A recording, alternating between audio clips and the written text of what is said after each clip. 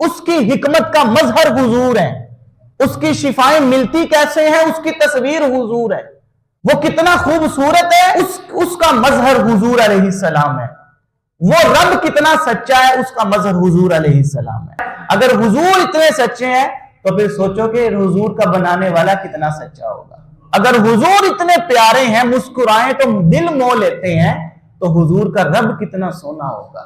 اگر حضور کا عہد وفا اتنا اچھا ہے تو رب تعالیٰ کا وعدہ کتنا پختہ ہوگا۔ اگر حضور ناراض ہوں تو چہرہ سرخ فرما لیتے ہیں اور منہ نہیں کرتے اس کی طرف جس سے ناراض ہیں، تو سوچو پھر رب کی ناراضگی کیسی ہوگی۔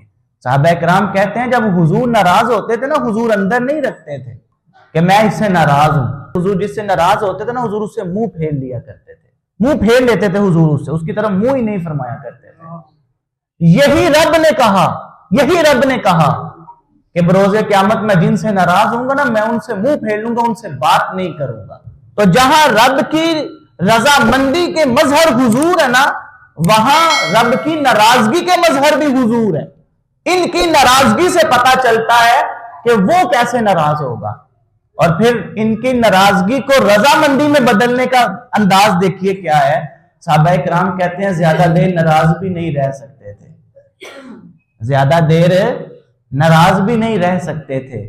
ناراض ہوتے تھے نا تو کچھ دیر کے لیے ہوتے تھے، جیسے بندہ توبہ کرتا تھا اور رجوع کرتا تھا فوراً سے مان جاتے تھے، اور چند لمحات کے بعد یوں محسوس ہی نہیں ہوتا تھا کہ یہ ابھی تھوڑے دیر پہلے ہم سے ناراض ہیں۔ یہی انداز رب تعالیٰ کا بھی ہے کہ وہ بندے سے ناراض ہو تو ایسے لگتا ہے جیسے پتہ نہیں کیا ہو گیا، لیکن جب وہ راضی ہوتا ہے نا تو پتہ ہی نہیں چلتا اور محسوس ہی نہیں ہوتا کہ یہ ذات ابھی کچھ دیر پہلے ناراض بھی تھی۔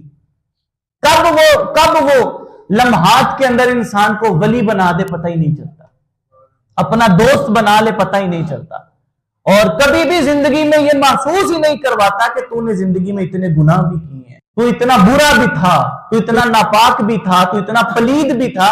کبھی اس بات کا اظہار نہیں فرماتا رب تعالیٰ۔ ایک مرتبہ جب رجسٹر کو بند کرتا ہے نا، پھر دوبارہ نہیں کھولتا، پھر دوبارہ اس کی پڑھائی نہیں ہوتی، دوبارہ نہیں بتایا جاتا۔ آپ کو نہ ایسا نبی کہیں سے ملے گا اور نہ ہی ایسا رب کہیں سے